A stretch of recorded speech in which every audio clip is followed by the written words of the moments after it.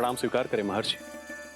आप जैसे महान ऋषि मेरे राज्यसभा में आए, वो भी ऐसे अवसर पर जब मैं और मेरी पत्नी निरंतर 12 एकादशियों के बाद अंतिम एकादशी का व्रत तोड़ेंगे। इससे बड़े सौभाग्य की क्या बात हो सकती है हमारे लिए। आज आपके साथ साथ मेरा और मेरे शिष्यों का एकादशी व्रत भी पूरा होगा। संभव है प्रभु की इच्छा यही हो कि हम सब अपना व्रत एक साथ तोड़ें। ये तो अत्यधिक प्रसन्नता की बात है महर्षि। तो फिर ठीक है, हम सब यात्रा से थके हैं। व्रत तोड़ने से पहले हम स्नान करना चाहते हैं। जैसी आपकी इच्छा महर्षि। जब तक आप लोग लौटेंगे तब तक आपके सारे प्रबंध यहाँ हो चुके होंगे।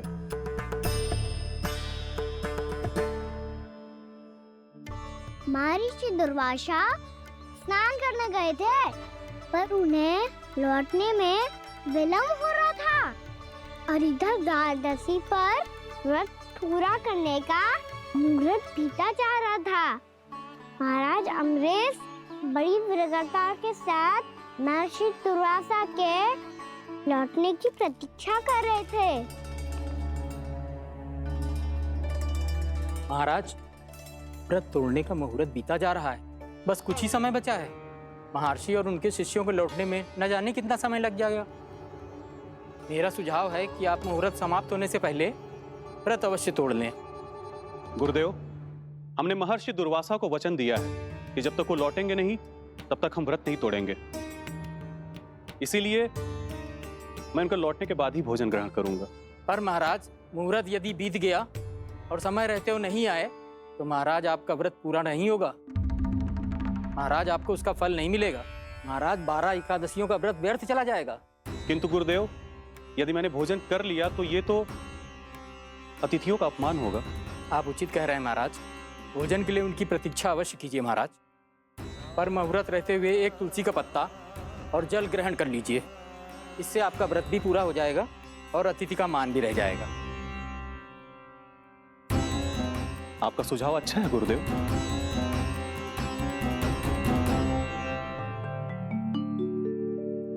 जैसे ही महाराज ने तुलसी का पत्ता खाया, वैसे ही महर्षि दुर्वासा लौट आए। महाराज,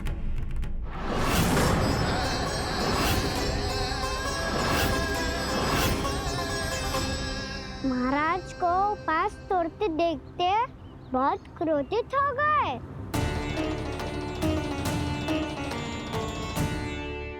बहुत बड़े भक्त हैं आप, परंतु आप ये नहीं जानते अपने अतिथियों के साथ कैसा व्यवहार करना चाहिए। आपने हमें साथ भोजन करने का वचन दिया था, पर अपना व्रत क्यों तोड़ा आपने? महर्षि, मैंने भोजन नहीं ग्रहण किया। कहीं मुहूर्त न निकल जाए इस कारण मैंने एक तुलसी का पत्ता ग्रहण कर लिया। 56 भोग खाया हो या एक पत्ता, अपना व्रत तोड़कर अतिथियों का अपमान किया है, मेरा अपमान किया है। अब आपको दंड भोगना होगा ताकि आप सीख पाएं कि अतिथियों के साथ कैसा व्यवहार होना चाहिए। महर्षि, आप जो भी दंड मुझे देंगे मुझे स्वीकार है, किंतु आप क्रोधित मत होइए। क्रोध का कारण आपने दिया है महाराज। एक महर्षि का अपमान करके राक्षसी प्रवृत्ति का परिचय दिया है आपने। इसीलिए अब एक राक्षसी आपको दंड देगी।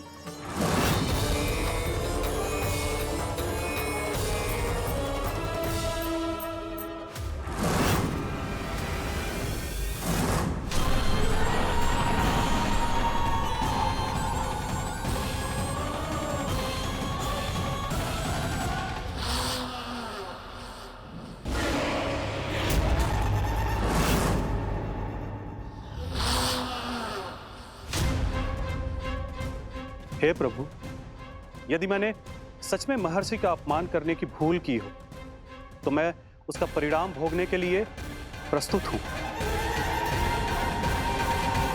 ओम नमो नारायणाय, ओम नमो नारायणाय नमः। महर्षि दुर्वासा को यह आभास ही नहीं था कि महाराज अम्बरीश ने उनका अपमान नहीं किया था। फिर भी उसे अपमान मान के वो श्री नारायण के भक्त पे संदेह कर रहे थे। मैंने भी तो भोला राम की भक्ति पे संदेह किया था। हे नारायण, ये क्या पाप हो गया मुझसे। संदेह किसी अपमान से कम ना हो तो, और भगवान सब सह सकते हैं, पर उनके प्रिय भक्तों का अपमान सहन ना कर सकते, इसीलिए उन्होंने हस्तक्षेप करने का निर्णय लिया।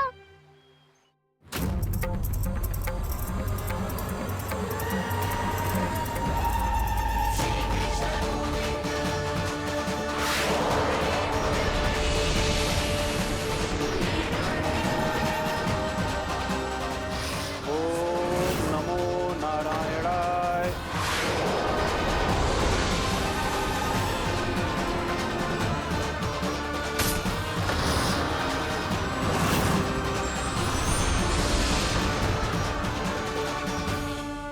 और फिर भगवान का वो सुदर्शन चक्र महर्षि दुर्वासा के पीछे पड़ गया।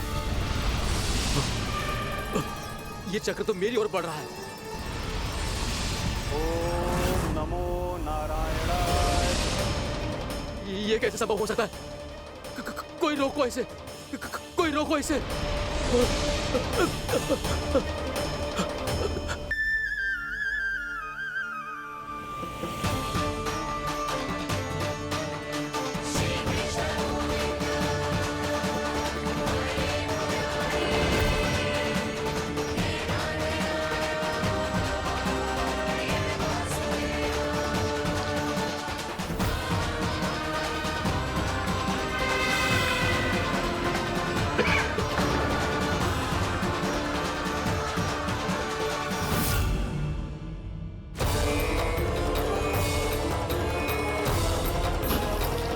इतने वर्षों में स्वामी का ध्यान कभी भंग नहीं हुआ।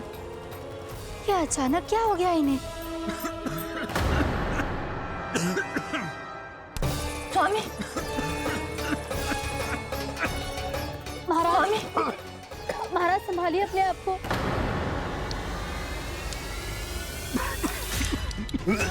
दरबार में वचन दे चुकी हूँ कि सबके समक्ष इन्हें लेके आओगी, किंतु इस स्थिति में ये होगा कैसे? महाराज, कान्हा, कान्हा,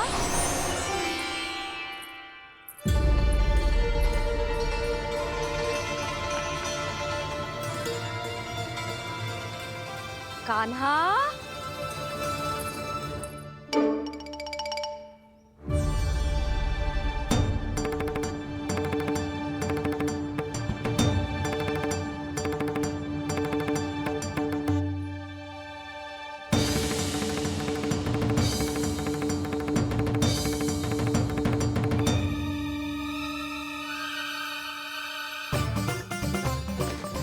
कान्हा,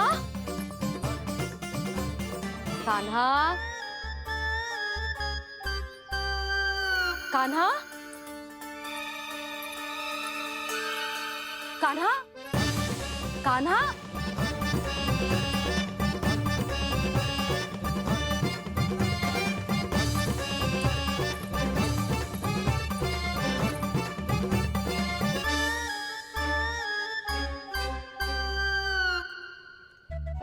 कान्हा,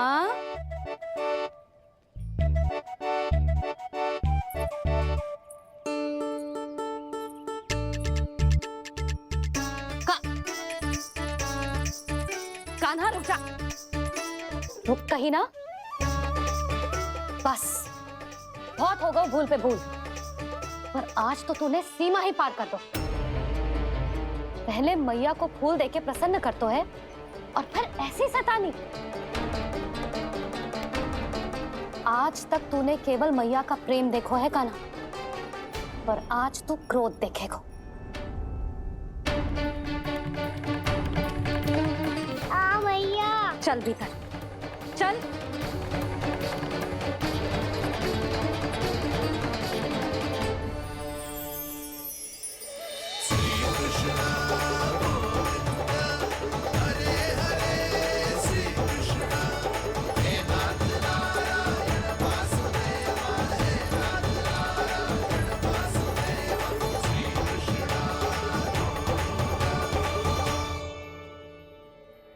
वाह, क्या सखा है मेरे। मुझे अकेला छोड़ के चले गए सबके सब। कैसा ढीठ है रे तू। अभी भी दृष्टि बाहर की ओर है तेरी। धन्यवाद दाऊ, कम से कम आप तो हो मेरे साथ।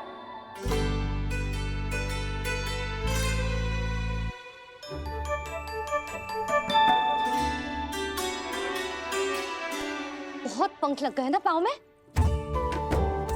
चुपचाप बैठ और कान खोलकर मेरी बात सुन।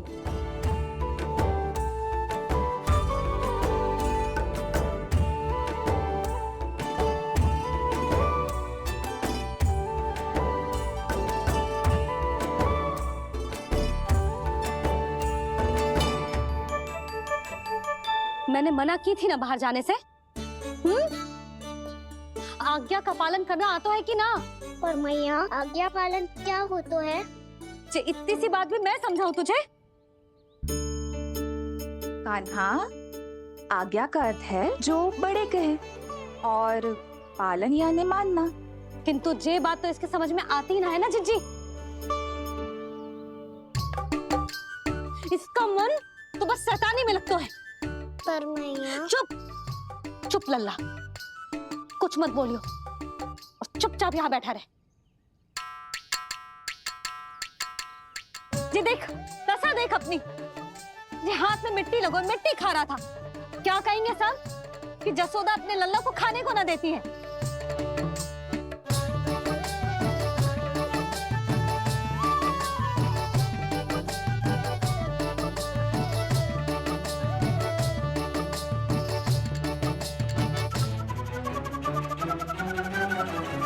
कुल्ला कर।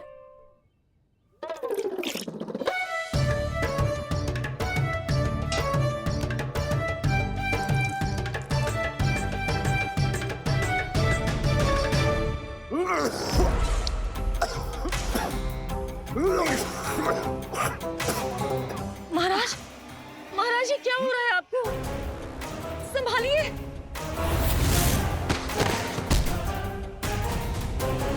आपको क्या हुआ है महाराज? और आपके मुंह में ये मिट्टी कहाँ से आई? मिट्टी कोई खाने की वस्तु है भला? हाँ? और मैंने मना करने पर भी बाहर गए और मैं पकड़ने आई तो भागने लगो। अब कछु बोलेगो भी कि चुप रहेगो?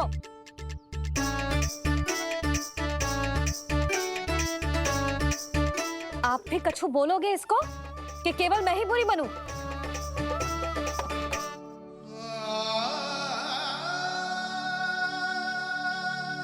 सुनाई दे रहा है कि ना? कछु बोलोगे आप कि ना? इससे पहले बाबा को मेरे कारण मैया का क्रोध सहना पड़े, मुझे तो कुछ करना ही पड़ेगा। मैया।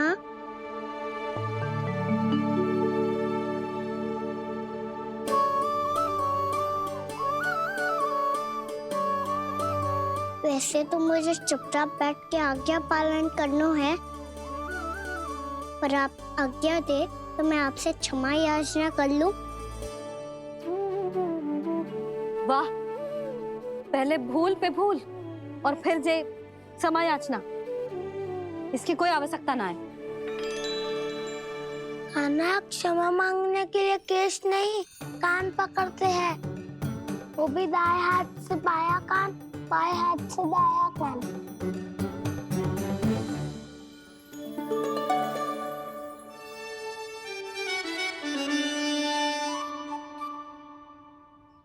आज तो कितने भी जतन कर ले लल्ला, मेरा क्रोध शांत ना होगा।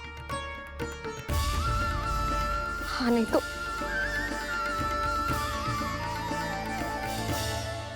बड़ी माँ,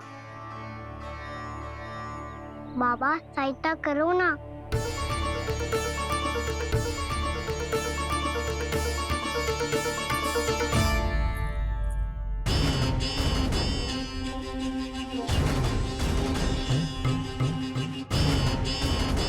महाराज, दरबार में आप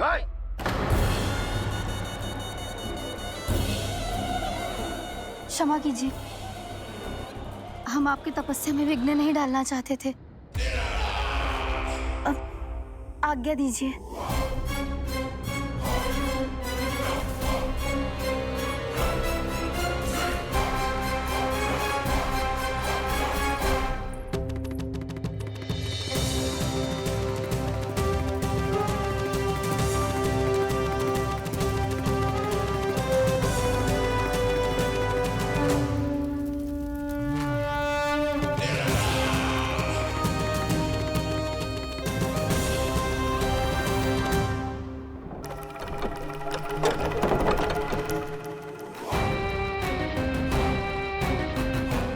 आज की स्थिति ऐसी नहीं है कि वो किसी से भेंट करे, और ना ही वे स्वयं किसी से भेंट करना चाहते हैं।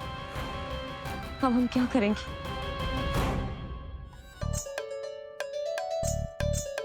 जब तक छोटी माँ ना कर तब तक तू ऐसे हिल भी नहीं सकता था ना। अब क्या करेगा तू? क्या कर रहा है तू? कुछ समझ में नहीं आ रहा, बोल के बता ना। ओहो दाऊ, इतना भी नहीं समझते। भैया ने चुपचाप बैठने की आज्ञा दी है ना, आज्ञा पालन कर रहा हूँ। कैसे बोलूं? कर, अच्छे से कर। और मुझे क्या संकेत दे रहा था ये तो बता। तनिक देख के बताओ ना दाऊ, भीतर क्या हो रहा है? ना तू मुझे भी फंसवा देगा। आप मेरे दाऊ हो ना, मेरे अच्छे वाले दाऊ हो ना, मेरे प्यारे वाले दाऊ हो ना। आप मेरी सहायता नहीं करोगे तो कौन करेगा? अच्छा ठीक है, पर स्मरण रखना, कभी मैं फंसू तो तुझे भी मेरी सहायता करनी पड़ेगी।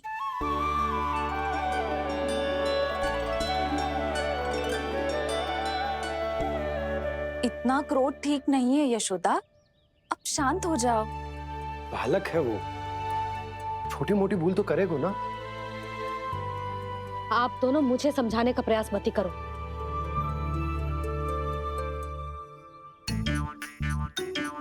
छोटी माँ को मनाने को प्रयास हो रहा है।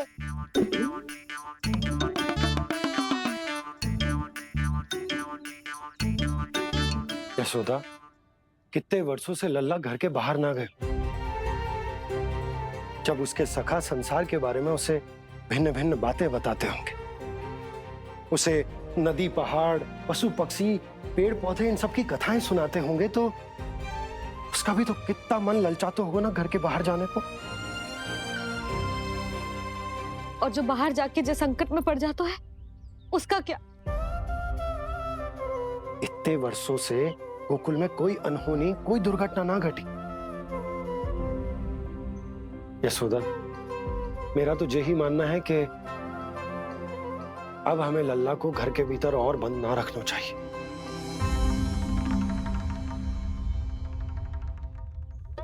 तुम्हें बाहर जाने देने की बात हो रही है।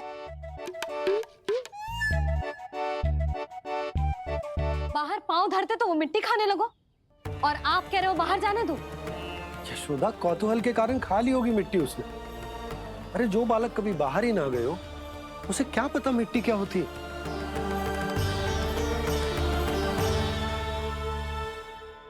यशोदा, माँ की ममता और मन की चिंता दोनों समझती हूँ मैं। मैंने भी तो बलराम को कितने समय तक घर में ही बंद करके रखा था। तब तुम्ही ने समझाया था मुझे। बस अब वही बात तुम्हें समझनी है।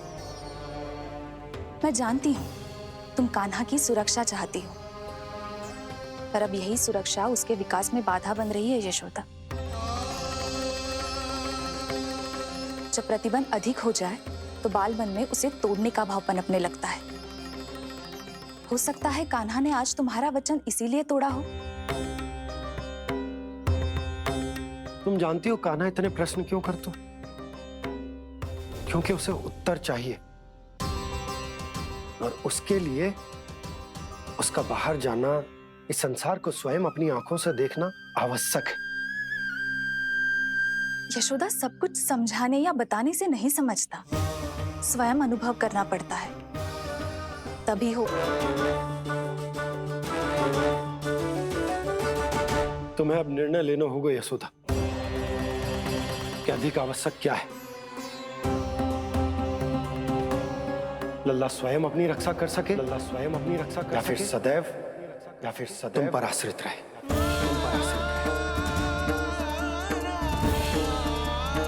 उसका विकास अन्य बालकों की तरह सामान्य ढंग से हो, या फिर सदैव इस घर में रहे, तुम्हारे आंचल में छुपकर।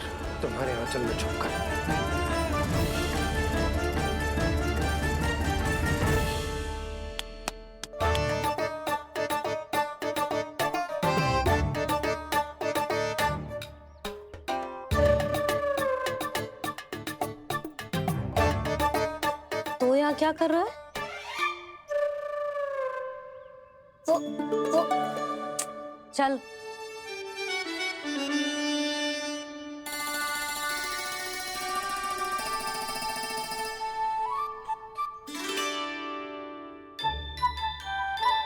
बहुत मन है तेरा बाहर जाने का? बोल। ना तो। तेरे बाबा और बड़ी माँ को लगता है कि मुझे तुझे बाहर जाने देना चाहिए, किंतु मैं बड़ी दुविधा में हूँ लल्ला। इसीलिए मैंने निर्णय लिया है कि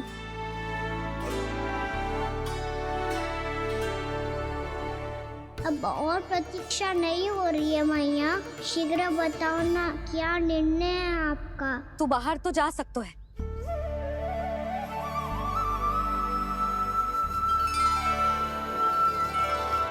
पर एक वचन देना पड़ेगा।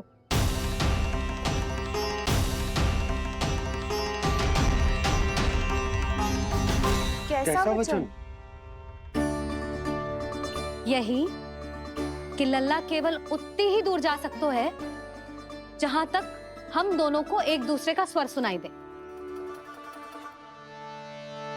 यशोदा,